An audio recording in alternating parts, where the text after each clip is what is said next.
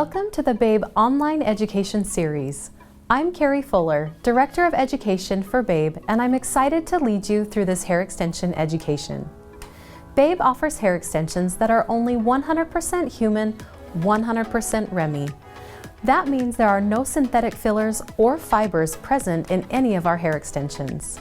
REMI hair means that all of the cuticle is sloping the same direction.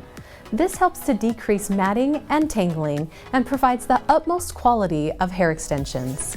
We offer 4 different professional methods of hair extensions, including tape-in, I-tip, flat tip, and fusion. They are all available in a wide selection of colors and lengths, and we also have all of the tools that you need to install and remove our hair extensions. BABE hair extensions are sold only through professional distribution. That means that only licensed professionals are able to purchase our products through one of our distributor partners. This education has helped thousands of stylists elevate their career to the next level by offering hair extensions on their service menu. So let's get started.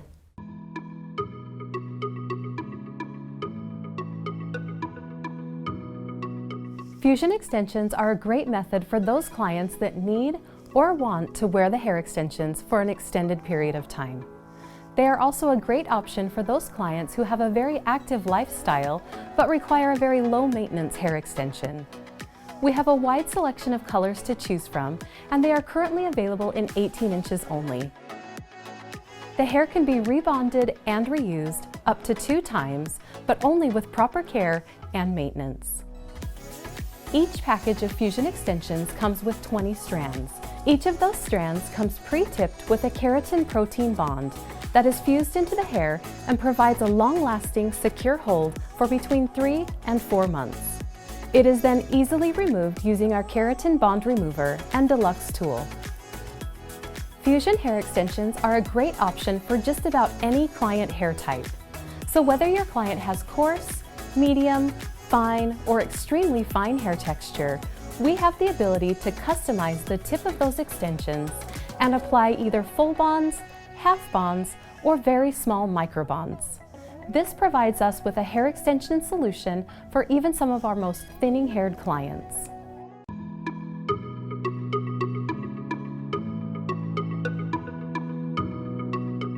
I think we can all agree that the client consultation is one of the most important parts of any service that we offer.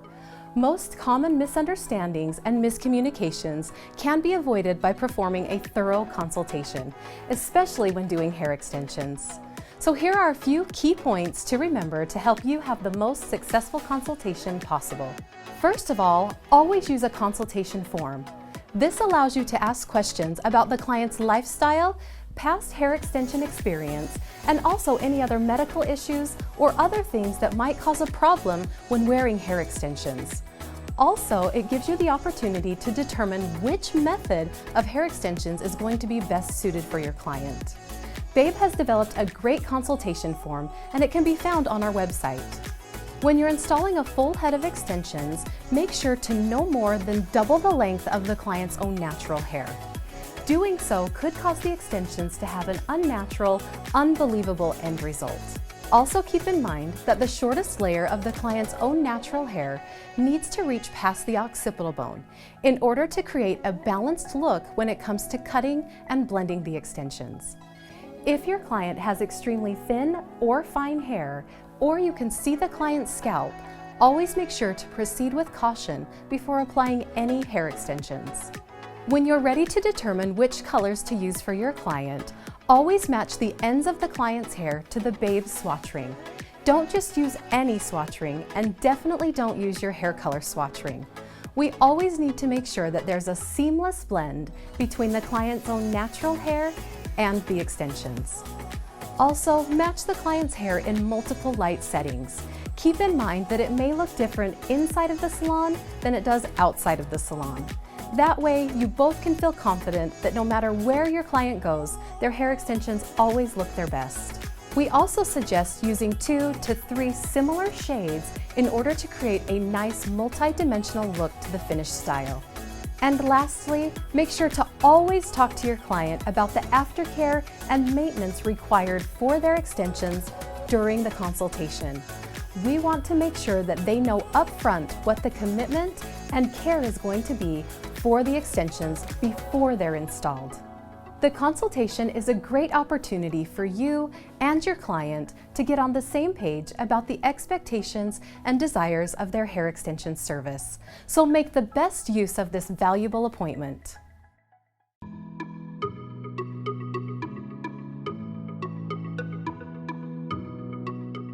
When you're ready to begin your Fusion installation, there are just a few tools that you're going to need to have. So let's take a look at some of those tools now. First of all, we need our Quick Pick hair parter. So this tool is meant to be used in place of a tail comb. It goes on any one of your fingers for quick and easy parting of your section. Next, you need your Velcro hair grippers. These are meant to keep your section nice and clean while you're working. They stick into the client's hair at the part line and keep all of the little baby hairs down and away from the section while you're working. Next, you need your protective disc. The protective disc not only has guidelines built into it so that you can keep the sections exactly the right size, but also it keeps your sections clean while you're working and also keeps you from burning the client's scalp with the melting connector. The melting connector is what we use to actually fuse the extensions into the client's hair. Next, we need our Fusion Bond Cutter. The Fusion Bond Cutter is designed to be able to customize the tip of the extension in order to create the right size bond to match the client's hair type. And last, we have our Fusion Go Belt. This is a heat-resistant tool designed specifically for the melting connector. So we can place the melting connector in it, wrap it around our waist, and then we have more mobility and flexibility while we're working. So now that we've taken a look at some of the tools that we will need to do our extensions, let's go ahead and get started with our installation. So we're ready to begin our installation on our model Kaylee. So we're going to be working with two different colors of extensions to create a really nice blend into her natural hair color. So the first thing that we want to do is go ahead and get her parted. So in order to do that, the first thing we do is make sure that the client has clean, dry, product-free hair. We don't want any product in the hair that's going to get in the way and cause those extensions to slip or slide early. The next thing that we do is create our T-parting. So we put the hair into a T-parting either off of the client's own natural part or wherever they part their hair. So when I create a T-parting, I work from the top of the head to just behind that ear. Basically right to the top and just behind of that ear. I section off the front from the back in order to create a nice section for control. So I'm going to take that first section and I place it into one of our larger clips to hold it. Then I'm going to spin her around and do the other side the same way. So I part that to just behind the ear as well. And I take that section and clip it up. All right, and then we're going to work with the back. Now for the back, you can either leave the back in just one large section, or you have the option to split it into two sections for a little bit better control. I like to work with it in just one section. So I take that section, I'm going to put it all together here in just one large section in the back. So before I clip it in place, I need to determine how much hair I'm going to drop all around the perimeter in order to be able to make sure you don't see the extensions when she wears her hair back or in a ponytail. So the easiest way to do that is to just take a tail comb and drop about 1/2 inch to start with. This could range between 1/2 inch and 2 inches depending on the thickness of the client's hair. So we're going to clip that up just so that we can see if that's enough. I like to do this because it gives me a really easy visual to make sure that I'm not going to be able to see the extensions. So if I turn her this way, when I take that section, I place the tail of my comb at that part line, and then I take that hair and I lift it up and over the tail comb. If I can see the tail through that section of hair, I'm also going to be able to see the extensions. So that's a good indication that I need to drop a little more hair. So that's not quite enough on Kaylee's. I can see that comb through there. She does have a finer hair texture and she's naturally pretty light. So I need to drop just a little bit more so that I can't see it. So I'm going to drop another 1/2 inch all the way across, and then I'll check that as well. So take that section, clip it back up and out of the way, and then check that comb with that amount of hair. That looks good. Now I can't see the comb through that section. So we're ready to go ahead and begin. So we're ready to begin our first row on Kaylee's hair. So there's a few things we need to determine right before we get started. First of all, we need to determine whether or not she's a thick, medium, or thin hair approach. That's determined by the density of the client's hair. So for Kaylee, she's more of a medium to fine approach, which means that I'm going to be able to space my sections out just a little bit farther as I move up the head. The next thing that I need to decide is where I'm going to actually begin on that row. So I do the same thing with my tail comb. I'm going to take that section of hair, place my tail comb at the side, and pull that hair over it. If I can see the tail comb, I need to come farther in. If I can't and it hides well, then I know that's where I can begin. So that actually looks pretty good. I've got my nice large clip here to hold the bulk of the section, but then I also like to work with some smaller duckbill clips to keep that section really clean during my application. So I'm just going to come in here and secure that a little bit tighter with those duckbill clips.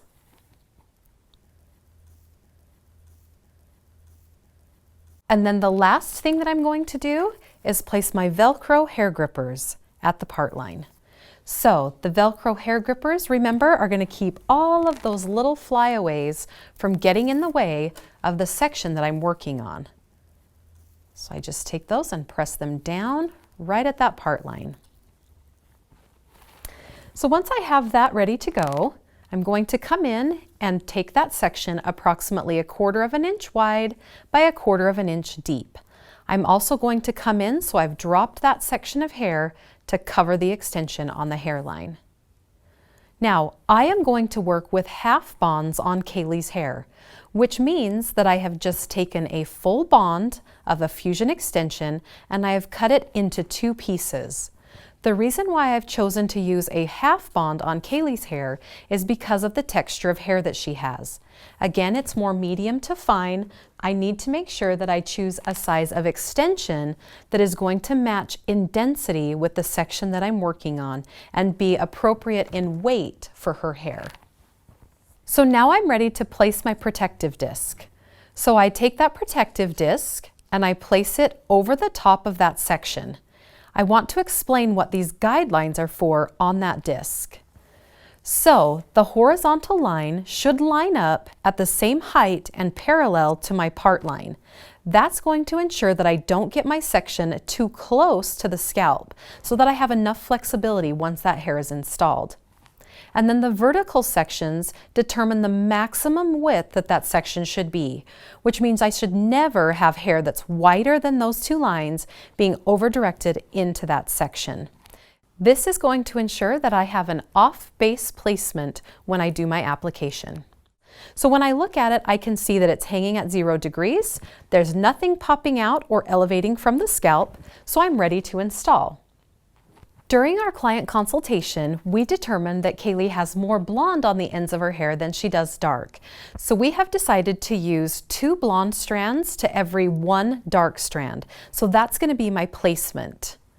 So I'm going to come in first of all with a darker strand. I place that bond just at the bottom part of that circle. I'm going to keep my fingers down away from that bond so that I can get in with the melting connector. And I want you to pay attention to my hand. It stays touching the client's scalp all the time. That ensures, again, that I don't elevate it and create that extension to be popping out away from the client's hair. So I lay that down at 0 degrees, place my melting connector in at the bottom, and then I move up that bond slowly. So it should melt and fan out so that you can see that keratin spread. I press down with my finger to press that keratin into the hair, and then I do a pinching and rolling motion of that bond to ensure that it's secure in the client's hair. I take my protective disc out, and I want to make sure that there's a full 360-degree rotation to that section. So when I lift it, you can see there's plenty of flexibility happening just underneath it so that it's not too tight. Okay? When we apply the extensions, we apply them just like this, right next to each other within our row. So I'm going to take that next section and I part that same amount. Now that I have a guideline to follow, I just make sure that I part the same amount. Then I take that protective disc, I'm going to slide it inside and line that up.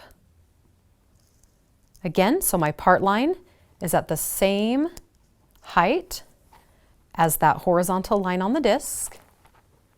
Then I take that extension, hold it at 0 degrees,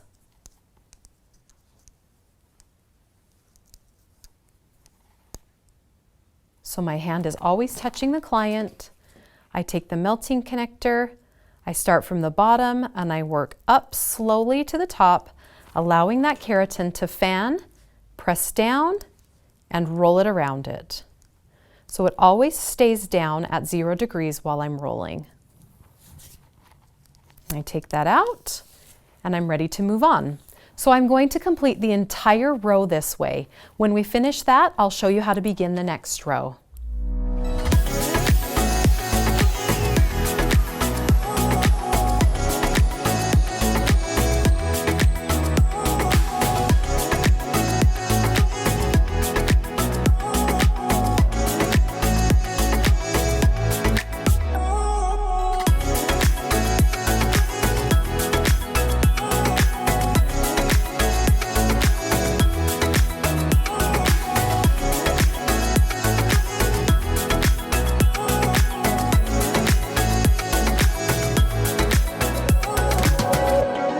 Now that we've completed our first row of fusion extensions, we're ready to drop that second row. For most full head applications, you will always begin with the first 2 rows as a thick hair approach or application. Again, what that means is that I'm not going to leave much of any hair between those 2 rows. I need to do this in order to create a good bulk at the bottom of the client's hair. Okay, so we're going to pull those Velcro grippers out, comb through that section, and then we're going to drop our next row. The next row that we drop is going to be the same size as the first row that we applied to. So I'm going to drop that same amount of hair for my second row. So I drop that section out. It's going to end up being approximately 1/4 inch long again. So by the time I'm all finished with this row, it will be sitting basically right on top of the last row that I did, without much hair left between. After I do that, you can see that's going to fill in a pretty decent amount of bulk for Kaylee's hair type and texture. So then after that, I can begin my medium application, which would then be to leave that same amount of hair between your rows. So as we start this next row, I'm also going to begin with my same color pattern.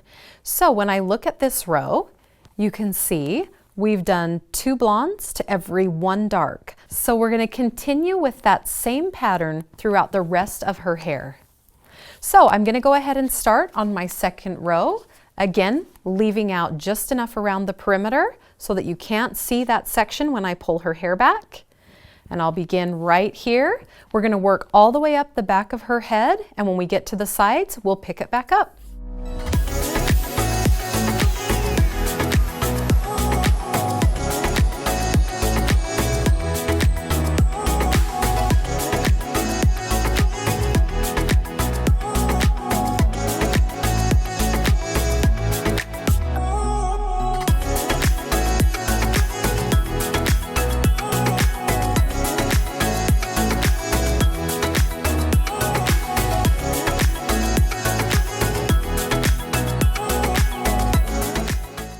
Okay, so we've reached our last row in the back for our fusion installation. So typically with our clients, we're not going to go above the occipital bone in the back. And the reason why is because we need plenty of hair up here in order to be able to cover and hide the extensions. If we run into an area where they have a calic or the wind blows or something like that, we don't want to expose the extensions where somebody could see them. So just to recap a little bit of what we've done here in the back. So let's start down here at the bottom. The first thing with our first row here, let's take a look at that. So you can see there's our first row. And then our first two rows, remember, were a thick hair approach, which means there's no space or hair left between those two sections. So I have row number 1, and then I'm going to drop my second row here so we can take a look at it. And you'll notice that second row is placed right on top of that first row. So there's just no space between the two. And again, that's to build the weight or the fullness to cover up the bottom line of her own natural hair before I begin spreading those out. So then for Kaylee's hair, she has more of a medium hair texture and her ends are a little bit thinner. So then I'm able to spread the rows out just a little bit farther. So I'm doing a medium approach, which means that this next row that I did actually has some hair or space between it and the last row that I did. So if I pull that up here so we can see it, you can see that there's hair left between those two rows. So just to recap, the amount of hair that's left between these two rows is the same size as the row itself. So we do a row, skip a row, and then we do the next row. So we've done 4 rows in the back of Kaylee's hair, and this will be our last and final row in the back. So once the client's hair starts to disappear into the ends of the extensions and you've matched that density, there's no need to add any more hair. So also, when we reach the height of the occipital bone in the back, that's also when we're going to start the side application. So it's very important that we don't create a separation from the front to the back of the client's hair. We already have a natural split in our hair where it joins above the ear. So if we were to do all of the back and then do all of the front separately, we would make that split worse. So we would actually enhance that and create more of a separation. So as soon as we are able, we want to drop the side sections and then complete the row from the front and go all the way around to the opposite side. So I'm going to drop that section here on the side. And on the side, I also need to take into consideration the amount of hair that's over the ear. So if your client wears glasses or sunglasses, especially frequently, we need to make sure that that section or that row ends up high enough that by the time the extensions are installed, there's room and enough space for the arm of those sunglasses or glasses to tuck behind the ear and not hit the extensions. So we want to drop just a little bit more so that by the time they're done, they're not rubbing on her ear either.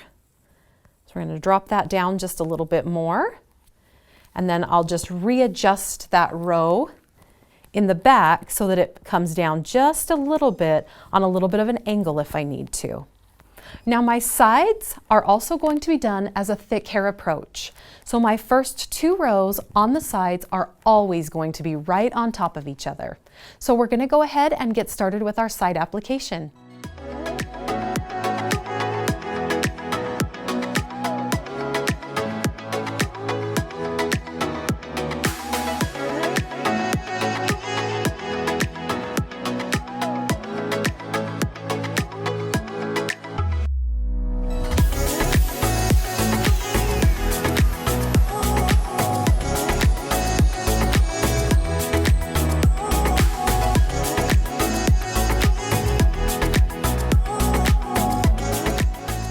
So we've just completed our first row on the side, and I want to just point out that on the sides, remember, we're always going to do a thick hair approach. So my second row is going to go right on top of that first row. Remember, I'm always going to take that section of hair around the hairline, pull it back over the top of the comb to make sure I have enough hair to hide it before I start that row. If I can still see it, I might need to come back just a little bit farther. So we're going to go ahead and finish up the sides. My first 2 rows doing a thick hair approach, and then I'll have another 1, possibly 2 rows with more of a little bit of space between there as well. We'll just see as we start to fill this in.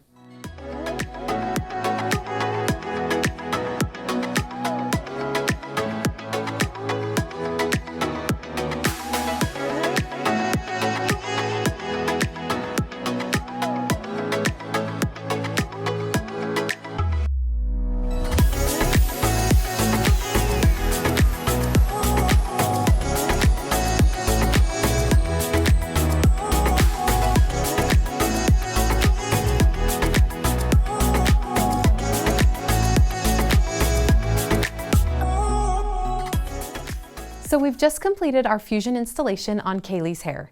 So let's go ahead and recap what we did on the sides as well. So I'm going to part my first row here. And the first row, remember, was also the last row in the back. So this first row goes all the way around the back as well. The first 2 rows are a thick hair approach. So that means there is not very much hair between those first 2 rows. So when I drop that down, you can see they're basically right on top of each other. My third row is very similar. I was not able to leave much hair between it as well. Kaylee has a lot more hair on the top of her head than I originally thought. So my third row is actually a lot closer as well to that second row. And then I went up and actually did a 4th row just above her parietal. So this is the heavy side of Kaylee's hair. So she wears a heavier part on this side. So we're able to go up just a little bit higher, but it's something that you need to make sure that you talk to your clients about. So if I left them down farther, I would run out of space before I ended up with enough bulk in the bottom of her hair to fill in and match with the amount of hair that she had on the top. But I don't just want to go ahead and install them. I want to make sure she's okay with the fact that I'm going to put those up just a little bit higher so that when she styles her hair, she knows that she's going to need to pull that back just a little bit more downward and not so much backwards so that it still covers and hides that. So sometimes that will happen on some of your installs. So we're able to go all the way up, again, just barely above that parietal bone, not too high. We would never want to go clear up into here with our regular fusion extensions. And then we basically matched that on the opposite side. We only ended up with 3 rows on this side though. Okay, so this finishes our fusion installation.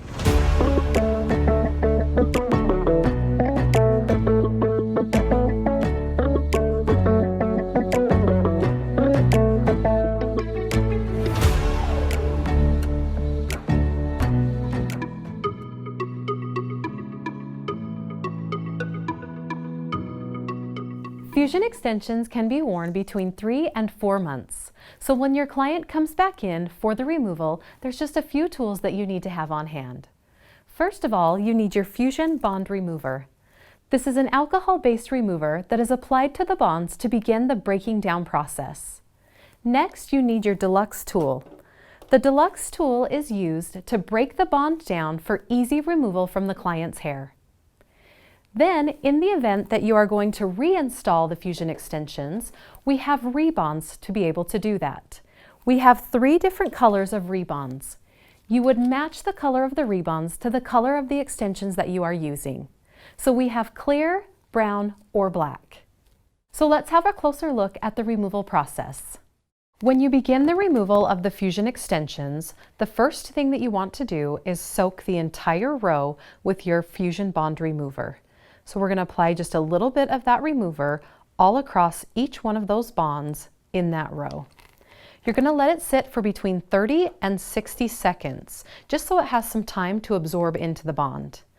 Then we are going to use our Deluxe tool, and we are going to use the grooved teeth of that tool to do the removal. So you're going to take the extension and you're going to place it inside of the grooved teeth of that tool. Then you gently press down the length of that bond a couple of times. Turn it onto its side, press down the length again, and then turn it back and press down the length again. I'm using gentle but firm pressure. I'm not squeezing that tool excessively hard. So once it turns kind of a powdery white color, then you're going to just hold on to the hair at the client's scalp and gently pull the extension free. It should come free easily. You should not have to yank on the extension. If it doesn't loosen easily, you need to re-break that bond. So slide the extension all the way free from the client's hair, and then you have two options. You can either throw this extension away, or you have the option to rebond it. If you are going to rebond it, you will want to place it on the hair organizer so that you know where it's going to go back. So I'm going to show you that again. We take that extension, place it just inside of the grooved teeth of the tool, and gently press down the length of the bond. Turn it onto its side, press again, and flip it one more time. Once it starts to turn a powdery white color, you can see it's broken down easily. You just hold on to the client's hair and then pull the extension free. Once you get it out, you either throw it away or you rebond it and reuse it. So if there is any residue left in the client's hair, you are just going to take a comb and comb that free. Once you've removed all of the extensions, you have the option to either install a new set or rebond the extensions that you already have. So I'm going to show you how to rebond the extensions. So I take that section, I'm going to clean it back up. I like to move it just a little bit up or a little bit down from where it was originally installed, just to give that hair a little bit of a break. So then I take my section, I measure it out exactly the same way I did for the original install. So I take the exact same size section of the bond that I'm going to be putting on it. So in this case, this bond is a lot smaller. It's a little bit smaller than a half bond. So my section is equal to the extension that I'm installing on it. So once I have my section, I take my protective disc and I place that protective disc at the scalp, again making sure that that horizontal line lines up with my part line and that my section is not wider than those two vertical lines. Once that protective disc is set in place, I take the old extension and I need to remove the entire bond from that section. So I take my shears and I clip the old bond all the way off. Then I'm going to take my melting connector and I place the rebond onto the melting connector. My rebond is also going to be cut down to match the size of the extension.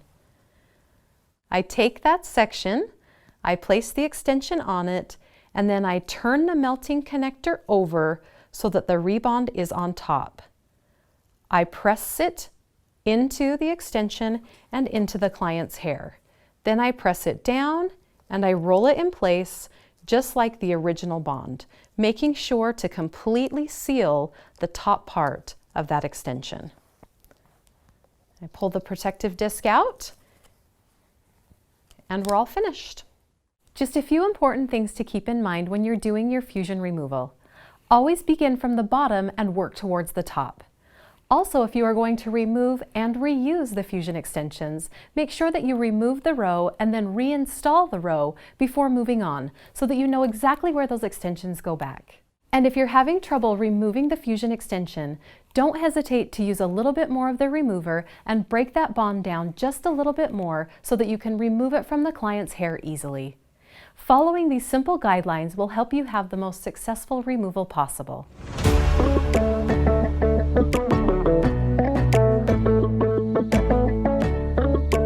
The maintenance of your client's hair extensions is one of the most important parts to having great success with your overall hair extension experience. We have a few simple guidelines to follow to help extend the life of your extensions and keep them looking great. First of all, use our Babe hair extension brush 2 to 3 times a day.